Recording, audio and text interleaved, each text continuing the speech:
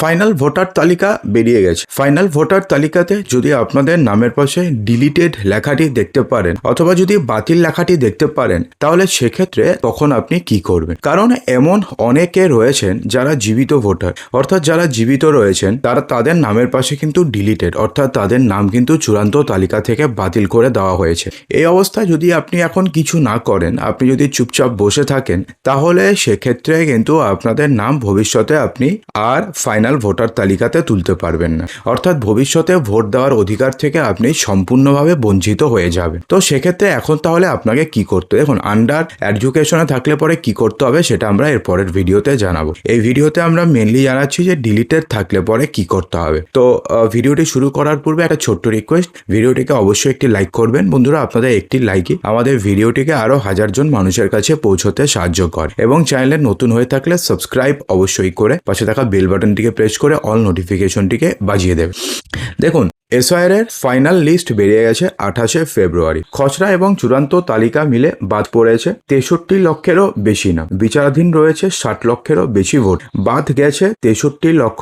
SIR এর চূড়ান্ত তালিকার থেকে নাম বাদ গেলেও মিলবে আবেদনের সুযোগ। সেক্ষেত্রে আপনি কোথায় আবেদন করতে পারবেন জানাবো। শনিবার নির্বাচন কমিশন যে তালিকা প্রকাশ করেছে সেই অনুযায়ী ফর্ম 6 এবং ফর্ম 6A পূরণ করে নতুন নাম উঠেছে 1,82,036 জনের। ফর্ম এই পূরণ করায় আরো 6,671 জনের নাম ভোটার তালিকায় যুক্ত হয়েছে। অন্যদিকে ফর্ম 7 এর মাধ্যমে নাম বাদ গেছে 5,46,053 জনের। দেখুন, নির্বাচন কমিশনের পরিসংখ্যান অনুযায়ী শনিবার প্রথম ধাপে যে চূড়ান্ত ভোটার তালিকা বেরিয়েছে তাতে 63.5 লক্ষেরও বেশি ভোটারের নাম বাদ পড়েছে। খসড়া ভোটার তালিকাতে বাদ পড়েছিল 58,20,899 জন ভোটারের, আর চূড়ান্ত ভোটার তালিকায় বাদ পড়ছে 5,46,063 জনের। দুই মিলে টোটাল নাম বাদ পড়া ভোটারের সংখ্যা হচ্ছে 63,66,952 জন।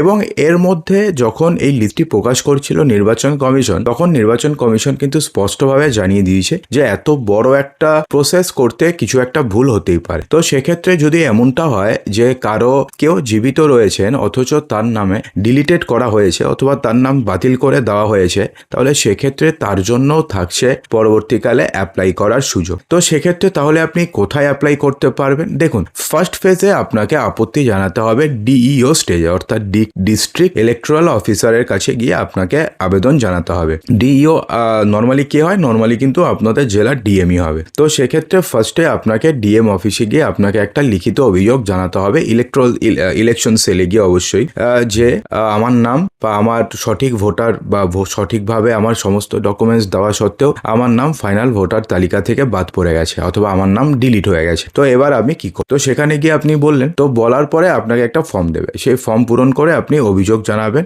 অথবা আপনি আপত্তি জানাবেন। আপত্তি জানানোর পরে আপনাকে সমস্ত ডকুমেন্টস আবার দিতে হবে এবং যেই ডকুমেন্টস আপনি দেবেন, নতুন করে কোনো ডকুমেন্টস দিলে কিন্তু চলবে না। 14ই ফেব্রুয়ারি লাস্ট ডেট ছিল ডকুমেন্টস জমা করার। 14ই ফেব্রুয়ারি পর্যন্ত আপনি যেই ডকুমেন্টস দিয়েছেন সেই ডকুমেন্টসের উপরে ভিত্তি করে আপনার আবার শুনানি হবে। তো সেক্ষেত্রে আপনি আবার গেলেন, আপনার জন্য আবার শুনানি হলো বা আপনার সমস্ত ডকুমেন্টস দিয়ে দেখবে ডিইও।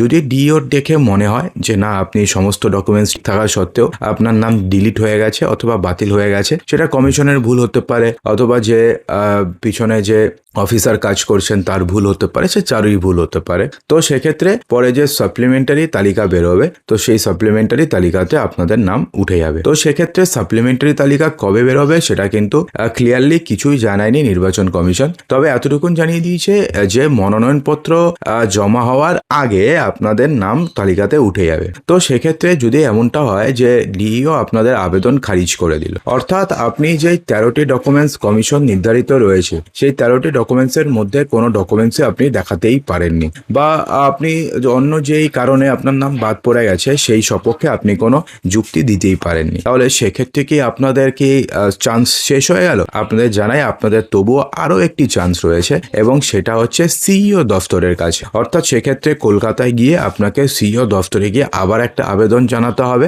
অথবা আবার আপনাকে আপত্তি করতে হবে। আবার আপনি আপত্তি করলেন, করার পরে আবার আপনি সেম ডকুমেন্টস জমা করলেন। তো সেখানে যিনি যিনি থাকবেন, আধিকারিক থাকবেন, তিনি আপনার ডকুমেন্টস আবার ঠিক মনোযোগ সহকারে দেখবেন এবং দেখার পরে যদি বিন্দুমাত্র যদি আপনাদের নাম তোলার মতন পরিস্থিতি থাকে, তাহলে সেক্ষেত্রে যে সাপ্লিমেন্টারি তালিকা বেরোবে সেই সাপ্লিমেন্টারি তালিকাতে আপনাদের নাম থাকবে এবং সেই সাপ্লিমেন্টারি তালিকা কিন্তু যেই মনোনয়নপত্র জমা দেওয়ার আগের দিন পর্যন্ত বেরিয়ে যাবে। তো হলো যে সাপ্লিমেন্টারি তালিকা বেরোলো, সেই সাপ্লিমেন্টারি তালিকাতে আপনাদের নাম রয়েছে। তো যদি আপনাদের নাম থাকে তাহলে তো সেক্ষেত্রে আপনারা চিন্তা করার কোনো কারণ নেই, আপনি 2026 সালে বিধানসভা নির্বাচনে ভোট দিতে পারবেন।